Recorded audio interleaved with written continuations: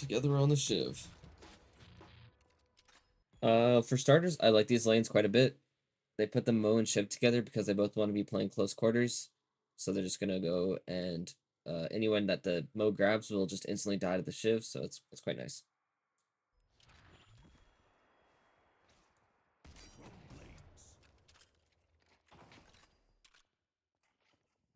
And they also put Shiv in the lane where he can get a little bit more farm early, which he kind of needs for, like, if they're going knife max or whatever.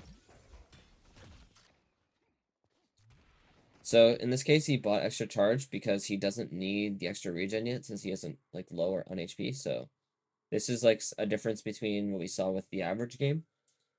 Average went extra regen even though he was like pretty much full HP, just for the extra trading sustain, so he could play a little bit more aggressively. Whereas Together went for the extra charge to get more poke out. And exactly like very similar to the Demov game too that we like looked at a little bit ago. He's playing the staircase, so he's playing these off angles, so he has more of a view of his enemy, so he can knife stat.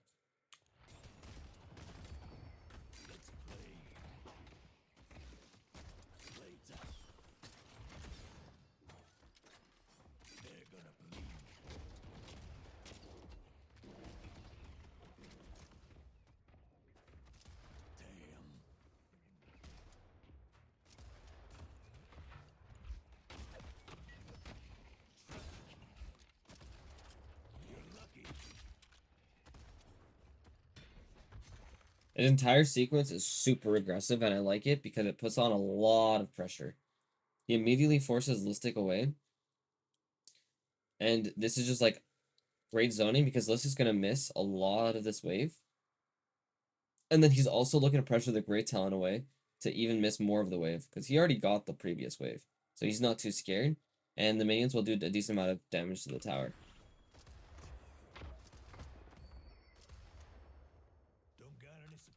And with his mobility, right-clicking back to lane is just super simple.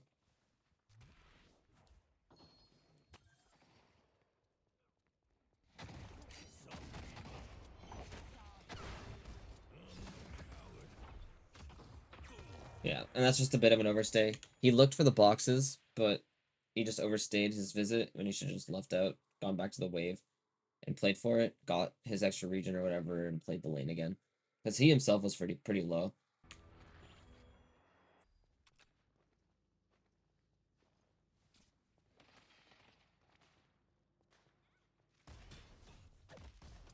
This is something you don't see very often, but I do like this. He roamed, or he looked for a roam, and with that pressure of the roam, he just looks to steal their small camp because they didn't take it. Or it just respawned, I should say. This is quite nice.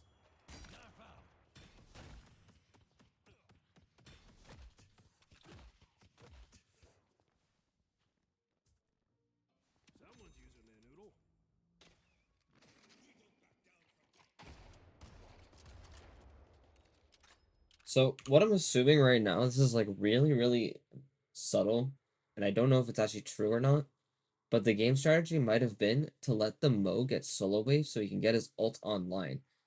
So this way, what the Shiv can do is he can just burst down with the Mo and get a kill early to start the Mo stacking early.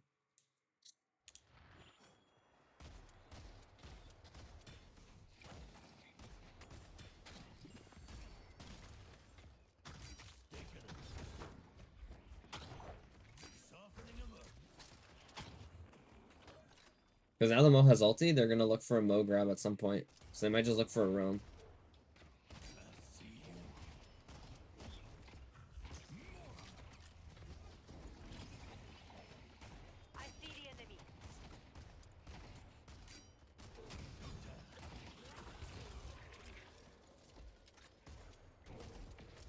And that was just really good setup. They had Hoot, or they had Sonya come in from the mid lane with the Mo grab, and they just come to look for a gank, and it was just really well played.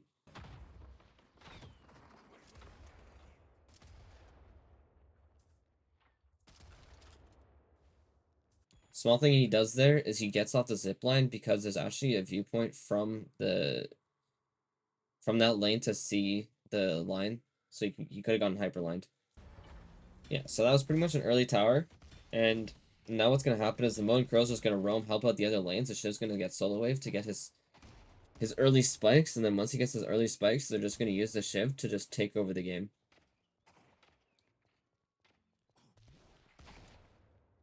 Very similarly to the Warden game we just analyzed yesterday. He's just giving up this tower because his team isn't there. It's the opposite situation of what I said. His team wasn't there to support him on this tower, so he just gives it up, lets them take it, so this way he can get the wave and keep his farming pace up.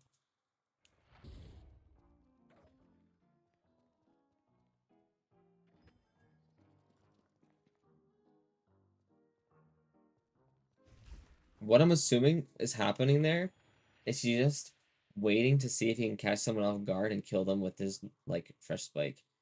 So if the silver came down, he might have been able to put a few knives in him and then get like a dash and then cold front burst, and with the burst he'll get the kill. And what I'm assuming is going to happen here, he's going to shove out this lane and then he's going to look to steal maybe their sinners, or that's what the Celeste is going to look to do. And then in the meantime, he's going to linger around in case the Celeste gets jumped, but he's going to do his own sinners and the double sinners.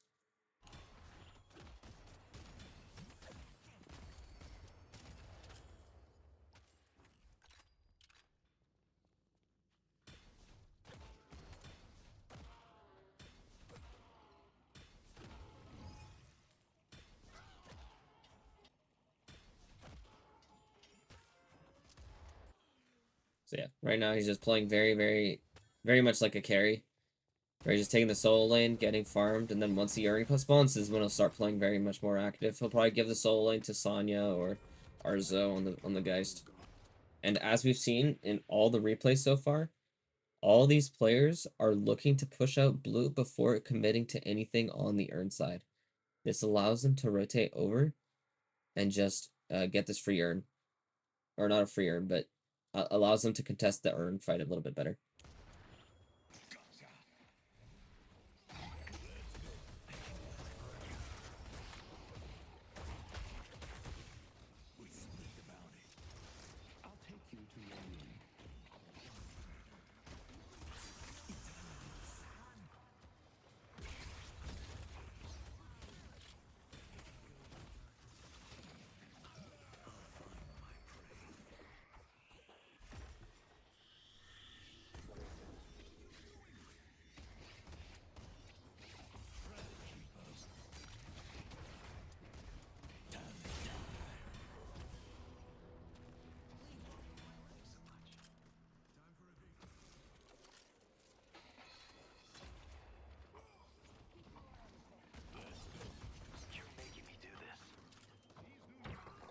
This has been a very drawn out fight, but the beauty of it all is how they all were looking together on the same stuff.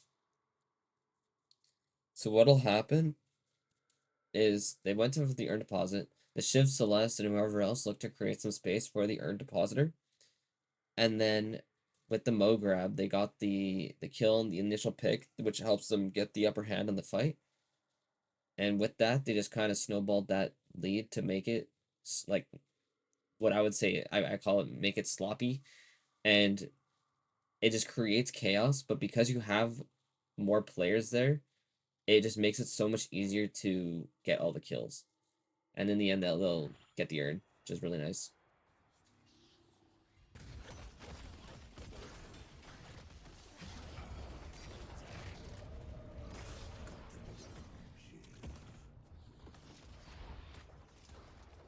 Yeah.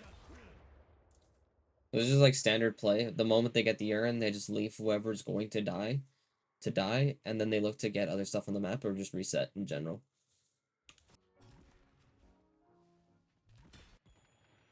This is something I find very interesting because he buys Spirit Sap.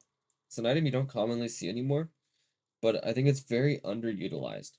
So if you look at their team comp, most of their team comp is very spirit heavy. Spirit Sap removes spirit power from them, which means they're going to overall do less damage, and it's for quite a long time. It's for 12 seconds, which is essentially the duration of a fight. But it also gives the Shiv himself shred. So if he were to go in on someone for a 1v1, they would just do so much more damage, and he's also reducing the amount of damage they're doing. So let's say he goes into Cosmetical is going to tickle him while he's dishing out a crap ton of damage because he's going to get the Spirit Shred from his 2 and the Spirit Zap, and he's just going to chunk because he has max knives.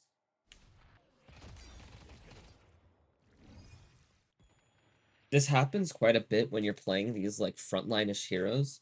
What's gonna happen is you're gonna be doing a lot of the scouting. So like Average was doing it as Apollo, like Dima was doing as the Haze. Like they're kind of scouting in the meantime, so they're creating space for this team. And this way, like his team can actually play for like bridge buffs and earn whatever.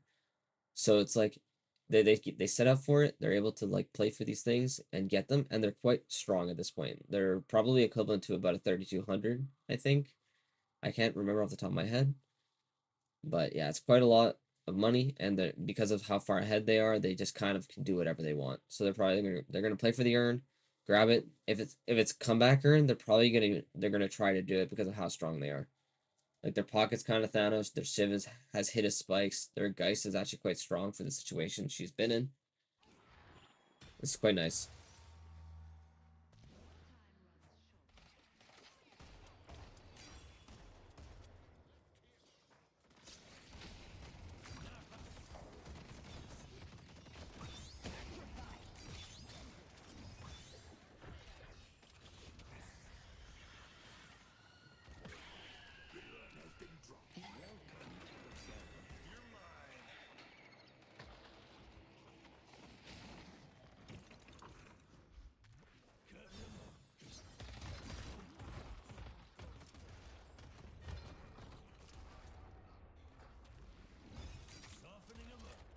You might be wondering what's going on here, and it's simply they're putting pressure on the earn side, so they kind of have to fight for the earn pickup. But in the meantime, they're kind of just doing it to create space so that the pocket can get the walker. Yeah, it didn't seem like much was going on for the most part, but yeah, they're just making it so it's really hard for them to pick it up and for them to get the walker for free. So what's going to happen now is while they're delivering the earn, because they're still on this side, his team is or Loki W in this case is forced to stay on this side, which means anyone who's coming up can play for this earn, or at least contest it. And and if they decide to send more people over to get the earn, they just lose the walker. And in the end, it becomes kind of a similar trade.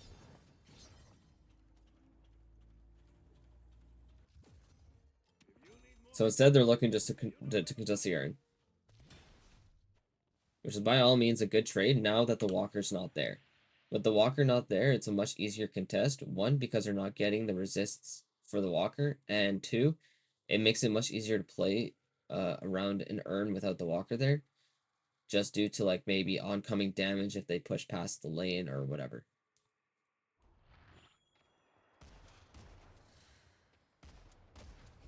But you can see that they made sure that all their waves are pushed before doing this.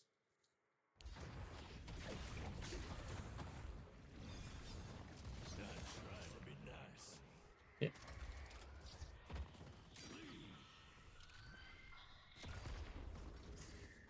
So they failed the earn contest, and because of this, they're just looking to run away.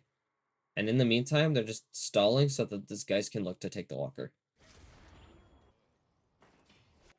So he's putting pressure on blue so that they are able to freely take this side walker by gathering aggro. If he doesn't do this, the people on blue are just going to rotate over and kill the 2 people taking green.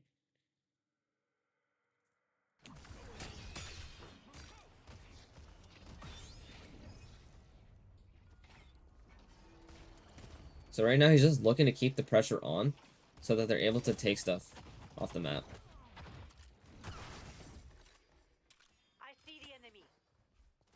So now that he's known that he drew enough aggro, he used the doorman to escape. And then these 2 people who are in the 2v2 just are able to leave for free. Oh, this is beautiful.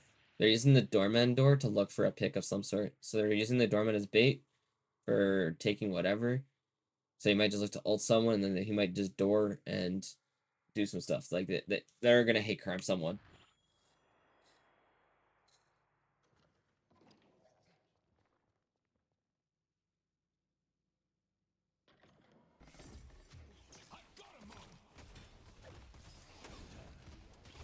Poor Zergy. But yeah. So all they're looking to do right now is they're just looking to keep zoning them off their jungle camps. So that way they're not able to get the comeback souls, and the only way that they are is from the waves. So this way they're actually keeping the status quo, and then if they do try to extend, they're just gonna pick them off with like the Mo grab or Dorman ult or whatever. And then they're just gonna keep doing this until they play for earn. And they'll do one of the two things where they just look to grab it and then use it to like force a fight to go mid. Or two, they're gonna let the opponents grab it and then they're just gonna go mid.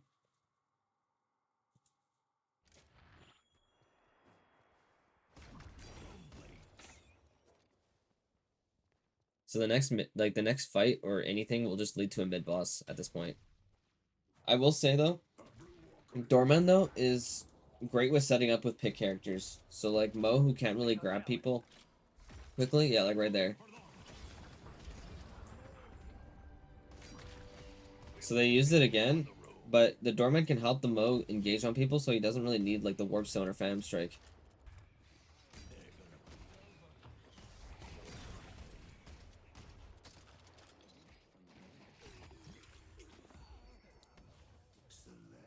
So they get 2 picks mid, and they're just gonna look to rotate over to the fight, which is the Urn side.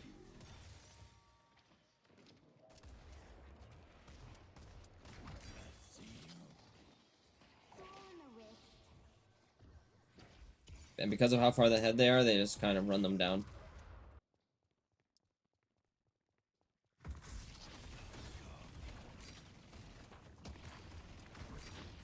So this is going to seem really odd at first. So the reason why he's already engaged here is just to create space. He's doing this way beforehand. So anyone who's here is just going to look at him. And this is going to allow the Mo or Dorman to just roam in for free. And because of his lead, he's able to just tank it all.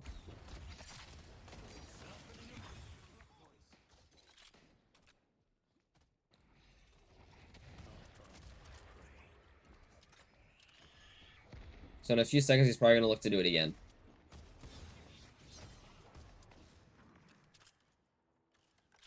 And instead, they just choose to back off. Interesting.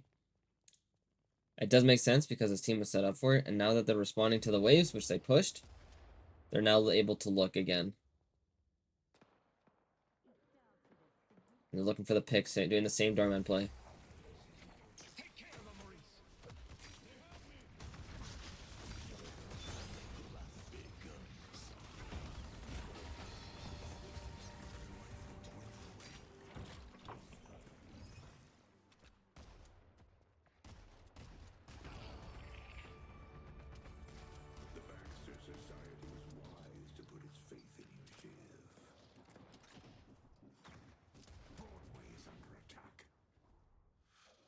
I'm assuming now the game plan is literally just to reset, take whatever's left on the map or whatever, and then force a mid fight now that Urn's gone.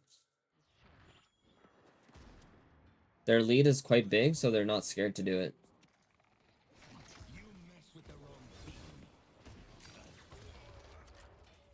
And at this pick, they're just going mid.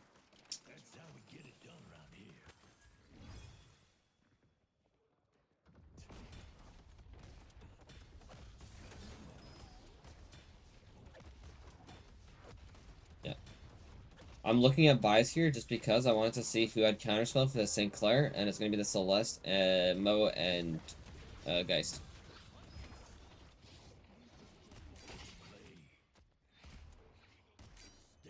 Yeah, they're just using it to look for a fight. They know they're ahead.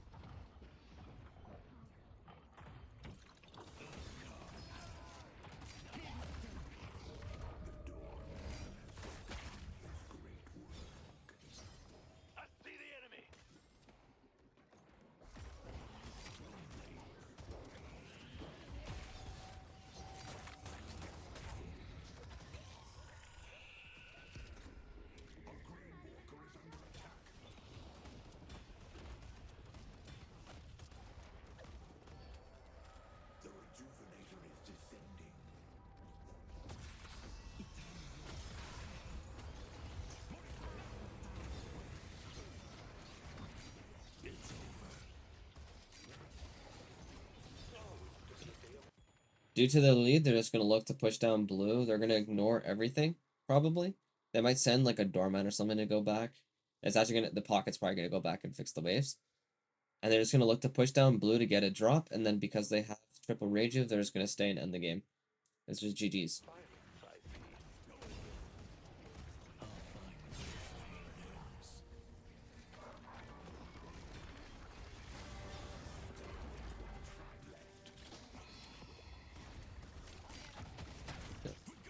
I mean, they're just not scared to take these fights because they're so strong. Like, even if they take all this, it just doesn't matter. They don't do enough damage to him.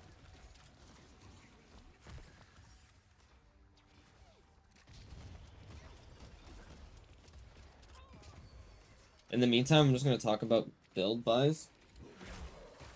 Because I didn't really get to talk about it for the most part of the game. The Phantom Strike is just really good into their comp because it's good into the Viper, just stops them shooting. Has his momentum. And then it's good into the Lash for the ult, and then same thing with Great Talent too. Gets him out of the sky.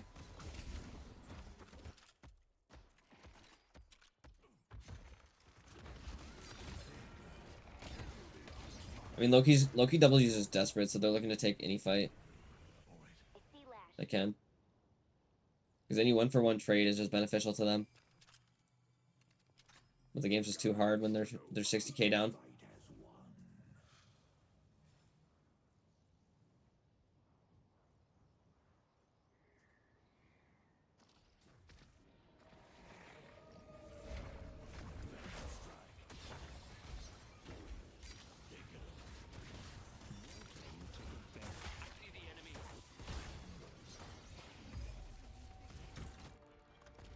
GG's.